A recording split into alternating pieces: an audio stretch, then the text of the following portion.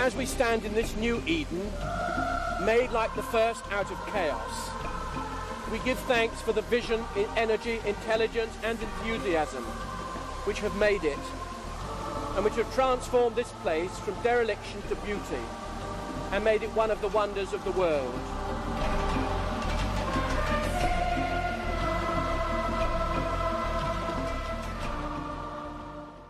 This is a story of vision and adventure, and it began with Tim Smith, a record producer who arrived in Cornwall in 1987. He'd left London and the world of music behind him, determined to change the course of his life, but he had no idea how it would happen. It is a ravaged moonscape, yet from it came the inspiration for a very different future. One day, I was driving on the main arterial road here in Cornwall, the A30, coming back from London, I guess, and we came to the Innisdowns roundabout, which is where the dual carriageway becomes single, which is also the spot where you've got these enormous ziggurat-shaped waste tips. They're absolutely enormous, and there's a certain time in the summer, as the light is fading and the sun is setting, that they actually can take on some of the colour that you might expect, say, off Ayers Rock. And I suddenly started thinking of Arthur Conan Doyle's Lost Worlds and craters and civilizations and great plants and culture and everything else. And then craters turned to pits and all the rest of it, bang, Eden Project. This is the unforgiving landscape where the founders of Eden chose to build their dream.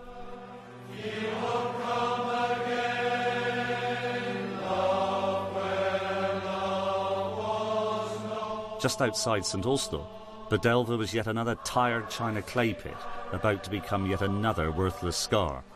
A home for Eden, perhaps, but with no money, the dreamers now faced the hard task of convincing others to share their vision. The first task was levelling the bottom of the pit and raising it by nearly 20 metres. In just a few months, they had to reverse the mining process of a whole century, putting back what had been taken out, filling the bottom of the pit with the old spoil heaps that had grown up around the top.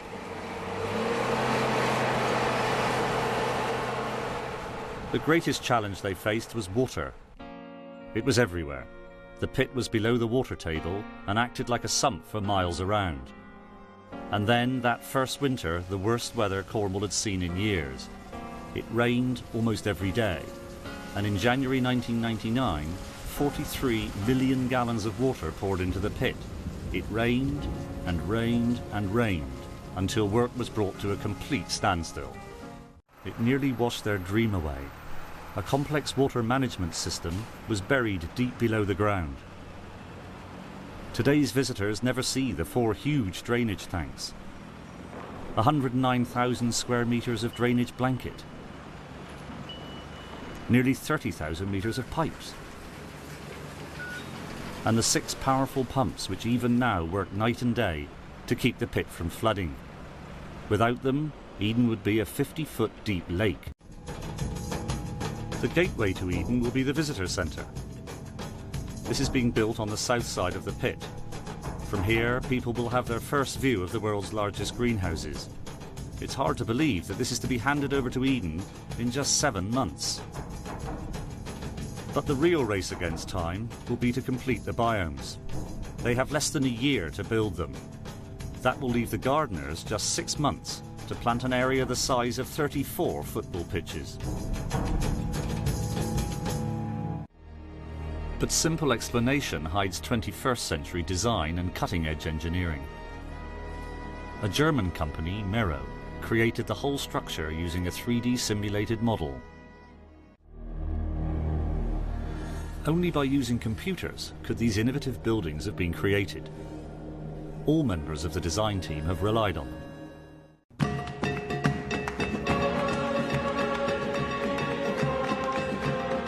The question is, can Eden be built in time? The McAlpines plan is for both the biomes to be finished by the beginning of September, leaving the green team 6 clear months to do the planting. If they are not, it will put the project back a whole year.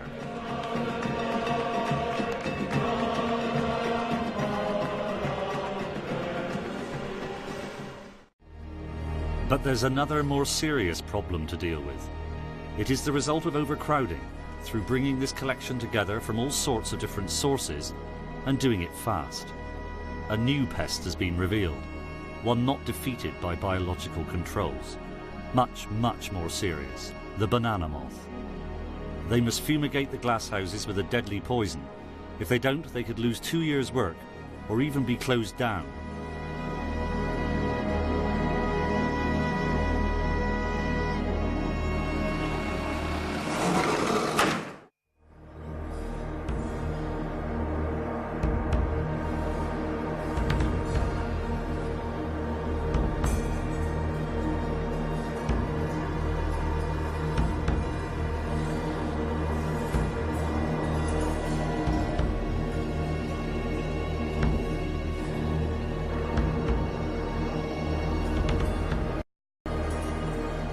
By setting fire to these strips impregnated with nicotine and sending the nicotine into the air, you're killing off a wide range of pests. You unfortunately also kill off a lot of beneficial insects, but this is the price we have to pay. The time when it's in the air, it is very toxic. People who smoke cigarettes may not realise just how toxic nicotine is, and at the levels we're using to kill off the pests, it is a very dangerous chemical to use, and we have to take extremely strict precautions on the operation of applying these smokes.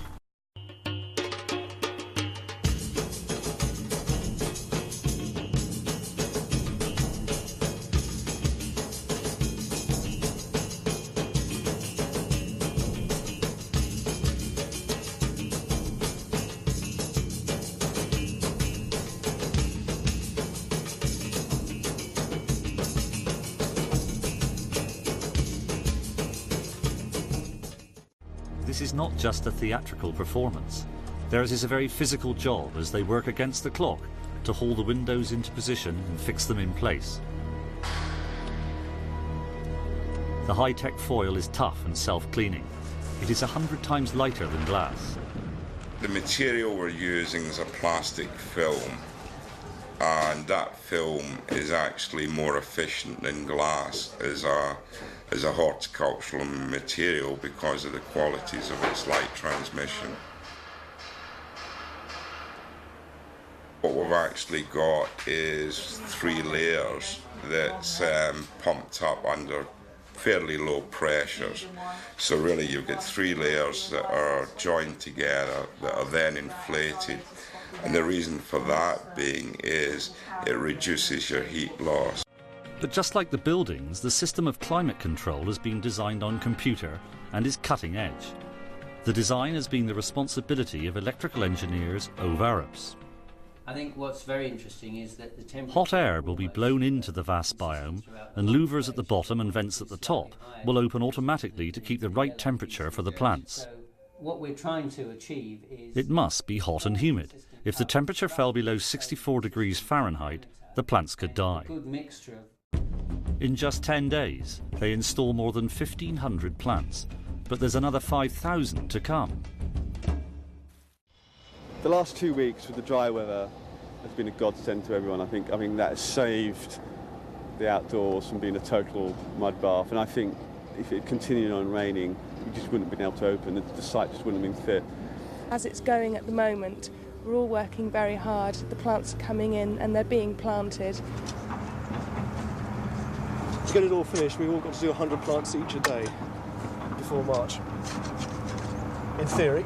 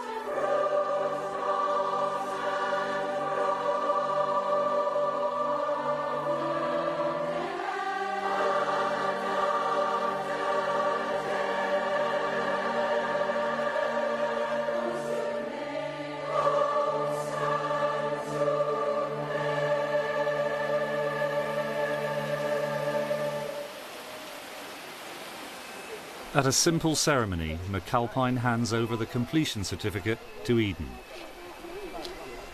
They congratulate each other. They created this place together, and until now it belonged only to them. In a few moments, they will share it with thousands of others. I don't think I've ever had such a fantastic relationship with any construction company. Good. Your guys have been fantastic, Yeah. from right at the top to all the guys that are working on the ground. We've So enjoyed it. thank you from all the team. Thanks very much. It's been a Karen. pleasure. Thank you. Thank you. Hey!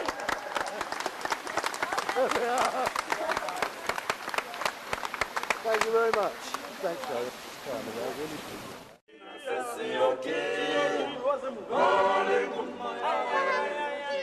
This is Eden's true beginning. The first year sees 2 million people come, and not just for the plants. They come for the stunning architecture, the art, the music, and a sense of something different. A sense of how the world works, how people and plants connect. That is Eden's mission, and it's only just begun.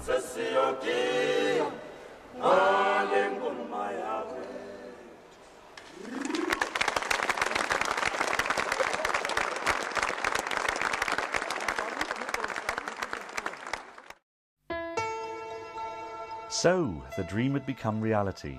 Eden had emerged from the depths of an old China clay pit.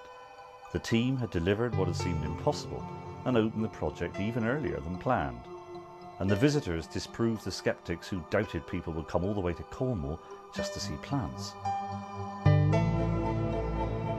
They came in their thousands, and they kept coming.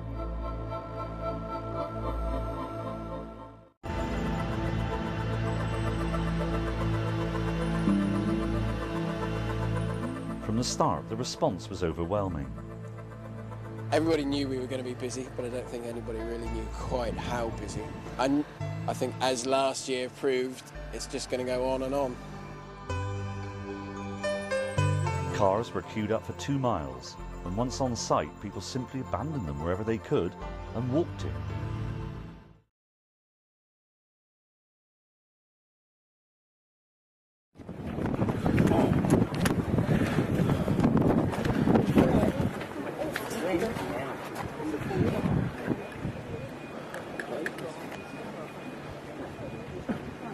Shall I try and do it in one long line so you can join it out? Yeah.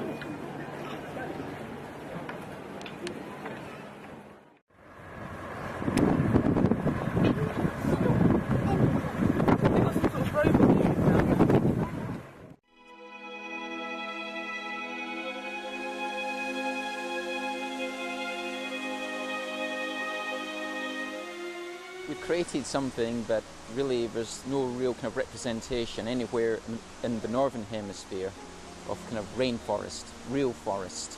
We can't really go anywhere and capture that kind of beauty and the size of forests. Here we've captured that wow.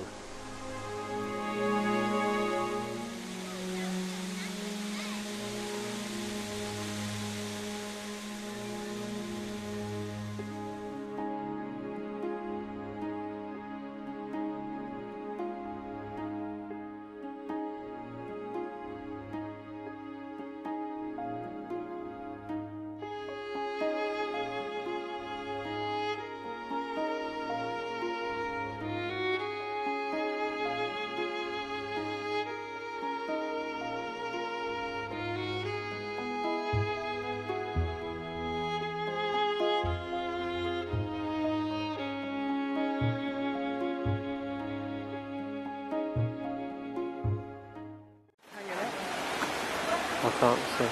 We're in bags. Oh yeah.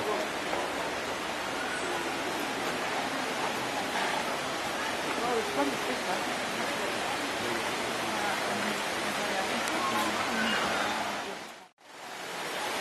Look at that big plant. That's good stuff.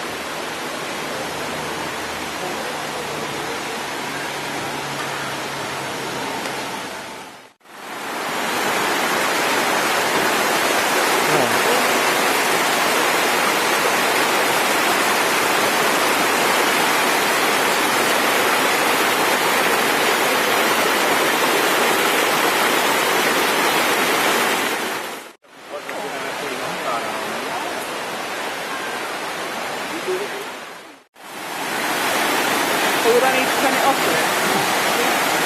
Yeah, you'd want to, yeah.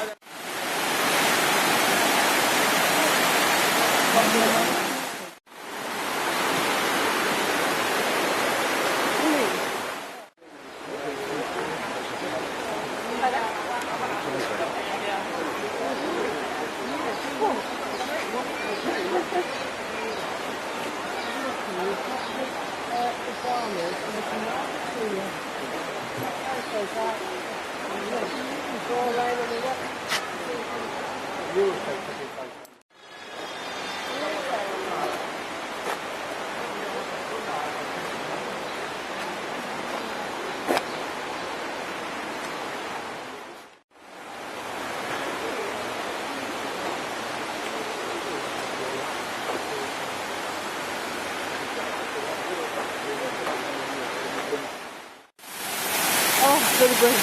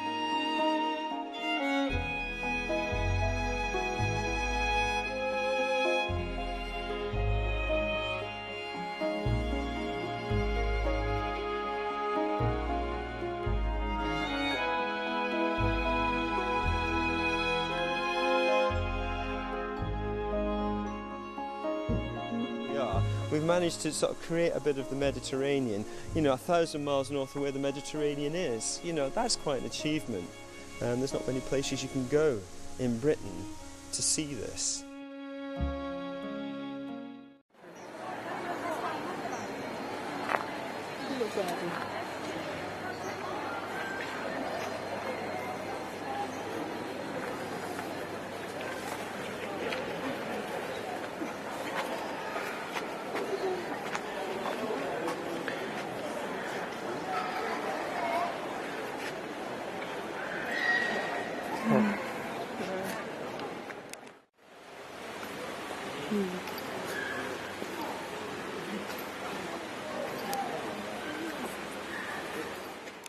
Really, really soft.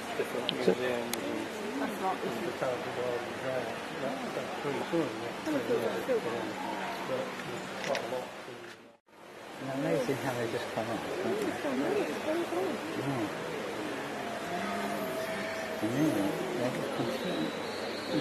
Yeah.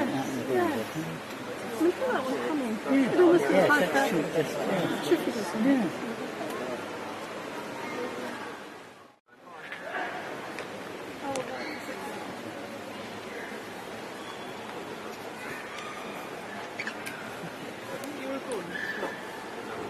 How big the dome is.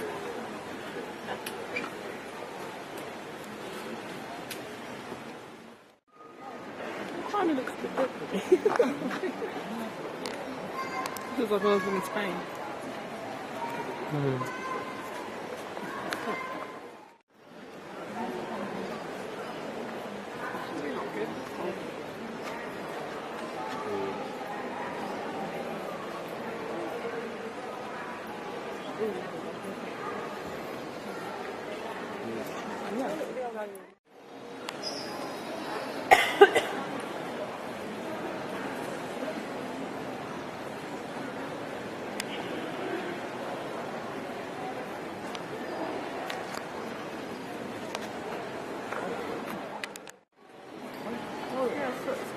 Really well.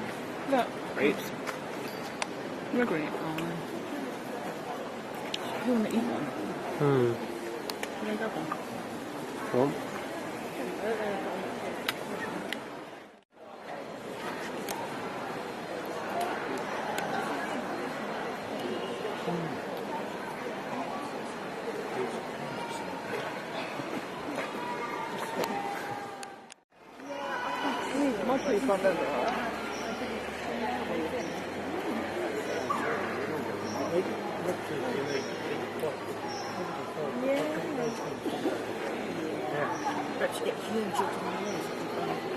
Future.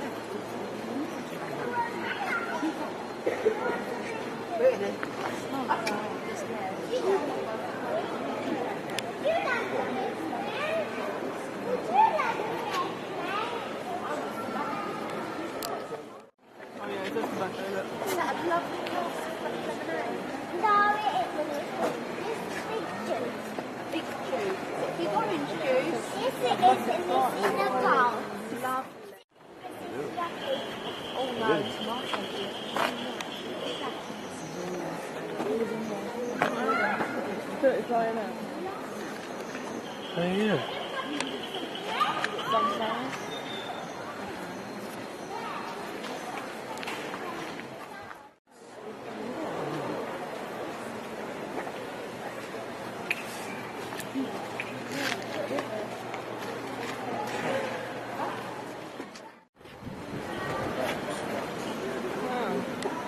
That's brilliant. Why chilies are like this big?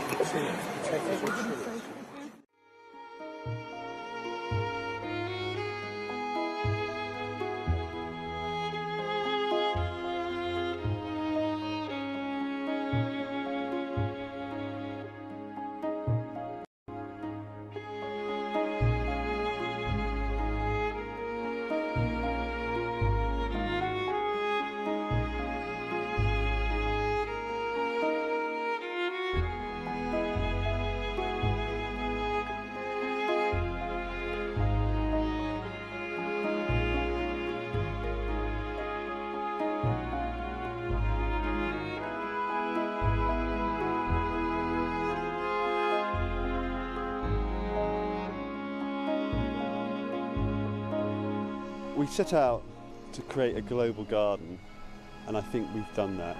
But I know we have to keep on pushing, we have to keep improving it. And if we are going to create probably the most significant garden for the next 100 years, the most important garden in the world, that's where that's where we're aiming for. Yeah, that's what I was on about. Maybe it's in there. That's what you want to do, go and get rock climbing. No, I think look at it. Look, I've got corn there.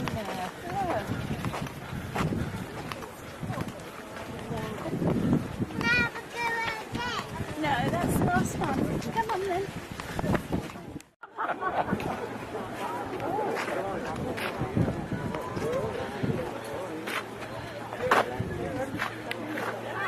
It's like a load of rubbish.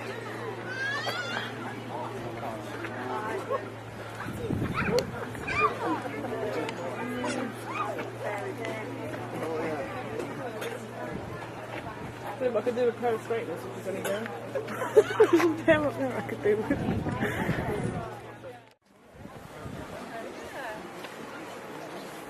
Takes you up to that walkway across. These massive. It's what?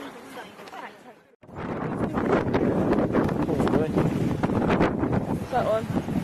I really like that. I'm going to take a picture of it. What is it, what's it made from? Like, I know you're going to film, but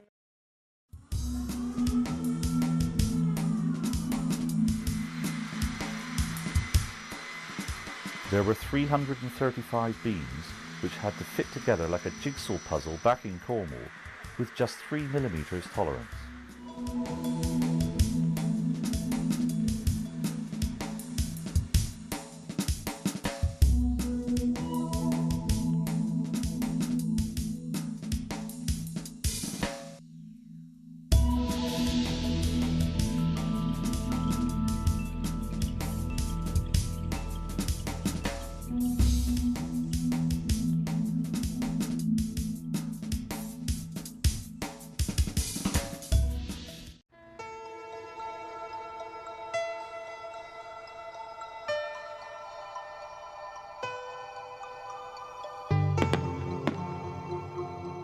On time and on budget, the core was unveiled in true Eden style in September 2005.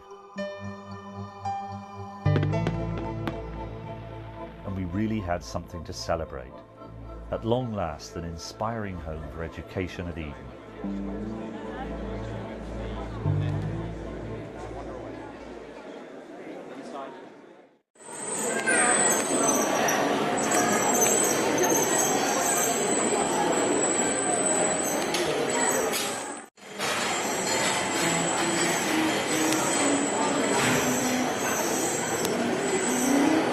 We left things alone, we haven't done them properly.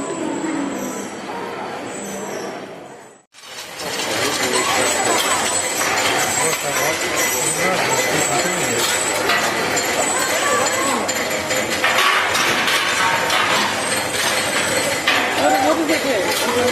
I don't know.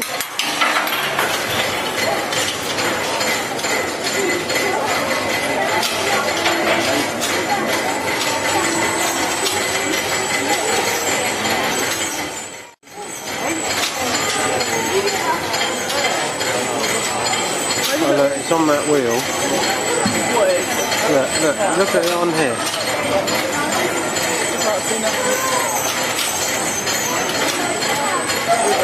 I can see oil dripping there, look.